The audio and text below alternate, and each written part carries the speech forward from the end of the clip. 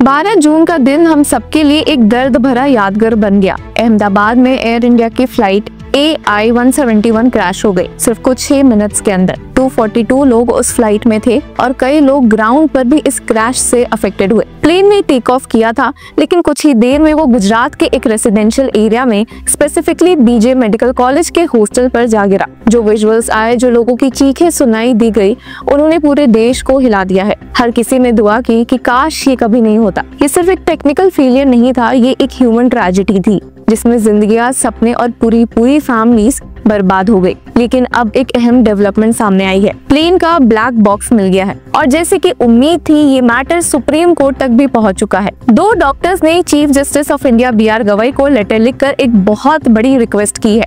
ये दोनों developments, black box का मिलना और सुप्रीम कोर्ट तक केस का पहुंचना, इस ट्रेजेडी के सच का सामना करने के लिए क्रूशियल स्टेप्स है। तो डिटेल में चलिए देखते हैं कि क्या बेसिकली हुआ है और क्या आने वाले दिनों में सुप्रीम कोर्ट में होता हुआ दिख सकता है। तो सबसे पहले बात करते हैं ब्लैक बॉक्स की। एविएशन की दुनिया में black box 2 critical recording devices को कहा जाता है, फ्लाइट डेटा रिकॉर्डर और cockpit voice recorder. FDR aircraft का हर टेक्निकल एस्पेक्ट को रिकॉर्ड करता है, जैसे स्पीड, एल्टीट्यूड, इंजन परफॉर्मेंस और फ्लाइट कंट्रोल्स।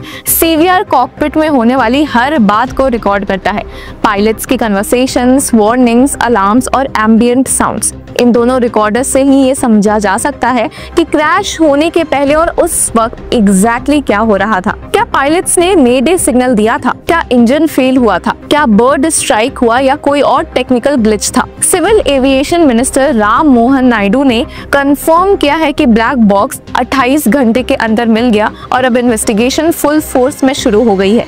उन्होंने X पर लिखा, this marks an important step forward in the investigation. अब बात सुप्रीम कोर्ट की करते हैं। Doctor Saurabh Kumar, a neurosurgeon and alumnus of AIIMS New Delhi, और doctor Dhruv Chauhan, a well known health influencer and the national spokesperson of the Indian Medical Association Junior Doctors Network, ने एक formal letter लिखकर chief justice से अपील की है कि सुप्रीम कोर्ट इस matter में सू मोटो कॉग्निजेंस ले। उन्होंने CJI BR गवई को लेटर लिखकर सू मोटो कॉग्निजेंस के साथ विक्टिम्स के लिए कंपनसेशन और फेयर इन्वेस्टिगेशन के लिए भी डिमांड की है। The letter has been submitted through Supreme Court advocate Satyam से। उन्होंने सिर्फ इमोशनल रिक्वेस्ट नहीं की, बल्कि लीगली साउंड और प्रेसिडेंट बेस्ड रीजनिंग भी दी है। उन्होंने रेफरेंस दिया है 2020 के सुप्रीम कोर्ट जजमेंट का, त्रिवेणी कोडनरी वर्सेस एयर इंडिया लिमिटेड, जो कि 2010 मैंगलोर प्लेन क्रैश के बाद आया था। अब इस जजमेंट में सुप्रीम कोर्ट ने क्लियर प्रिंसिपल्स ले डाउन किए थे कि एयर क्रैश विक्टिम्स को कैसे कंपनसेशन मिलनी चाहिए। उन्होंने बोला कि कंपनसेशन कैलकुलेट करते वक्त सिर्फ टेक होम सैलरी को कंसिडर करना गलत है, उसके बजाय CTC कॉस्ट टू कंपनी को बेसिस बनाना चाहिए। 40 to 50 साल के एम्प्लॉइज के लिए फ्यूचर प्रोस्पेक्ट्स के रूप में 30% एक्स्ट्रा ऐड करना चाहिए और बाकी एज ग्रुप्स के लिए प्रोपोर्शनेट इंक्रीज होना चाहिए। पर्सनल एक्सपेंसेस के लिए डिपेंडेंट्स के हिसाब से डिडक्शंस होनी चाहिए। अगर 2 से 3 डिपेंडेंट्स है तो 1/3 और अगर 3 से ज्यादा है तो 1/4। कोर्ट ने ये भी बोला था कि कंपनसेशन पर 7.5% एनम इंटरेस्ट दिया जाना चाहिए from the date of accident till final payment. इसके अलावा नॉन पेक्यूनरी डैमेजेस भी मिलनी चाहिए, जैसे loss of companionship, pain and suffering. अब डॉक्टर्स ने ये भी हाईलाइट किया है कि 1999 के मॉन्ट्रियल कन्वेंशन के अंडर जो कंपनसेशन कैप है अप्रोक्सीमेटली $2 लाख पर पैसेंजर, वो इंडियन कंटेक्स्ट में काफी इनएडुकेट है। वो कह रही है कि गवर्नमेंट को तुरंत 50 लाख का इंटरिम कंपनसेशन देना चाहिए हर विक्टिम की फैमिली को। उन्होंने ये भी हाईलाइट किया कि कुछ विक्टिम्स BJ मेडिकल कॉलेज के रेसिडेंट डॉक्टर्स थे जहां प्लेन क्रैश हुआ, मतलब कुछ लोग सिर्फ अपने हॉस्टल रूम में थे जब मौत उनके ऊपर आसमान से टूट पड़ी। लेटर में उन्होंने और भी कुछ स्ट्रॉन्ग डिमांड्स रखी है। उन्होंने बोला कि सेंट्रल गवर्नमेंट को एक हाई लेवल एक्सपर्ट कमेटी बनानी चाहिए जिसमें रिटायर्ड सुप्रीम कोर्ट या हाई कोर्ट जजेस, एविएशन एक्सपर्ट्स, एक्चुअरीज और इकोनॉमिस्ट्स हो। ये कमेटी हर एक विक्टिम के लिए फेयर और जस्ट कंपनसेशन असेस करे, त्रिवेणी कोडकरी केस के प्रिंसिपल्स के बेसिस पर। साथ ही उन्होंने ये भी कहा कि एयर इंडिया को डायरेक्ट किया जाए कि वो कंपनसेशन सेटलमेंट जल्दी करे बिना लीगल फॉर्मेलिटीज में विक्टिम्स फैमिलीज को अटकाए। हर केस में लिटिगेशन करवाना अननेसेसरली पेनफुल और टाइम कंज्यूमिंग होता है, स्पेशली जब फैमिलीज ऑलरेडी ट्रॉमा से गुजर रही हो। एक और इम्पोर्टेंट डिमांड ये थी कि सेंट्रल गवर्नमेंट उन फैमिलीज को रिहैबिलिटेशन सपोर्ट भी दे, चाहे वो जॉब अपॉर्चुनिटीज हो या साइकोलॉजिकल काउंसलिंग। कई लोग सिर्फ ब्रेड विनर खोने के बाद फाइनेंशियल क्राइसिस में आ जाते हैं, उनका फ्यूचर अनसर्टेन हो जाता है। गवर्नमेंट का ये मॉरल और कॉन्स्टिट्यूशनल ड्यूटी बनता है कि वो उनका सहारा बने। और सबसे जरूरी डिमांड थी एक thorough investigation into the crash. Investigation सिर्फ ब्लेम फिक्स करने के लिए नहीं, बल्कि फ्यूचर क्रैशेस प्रिवेंट करने के लिए भी होती है।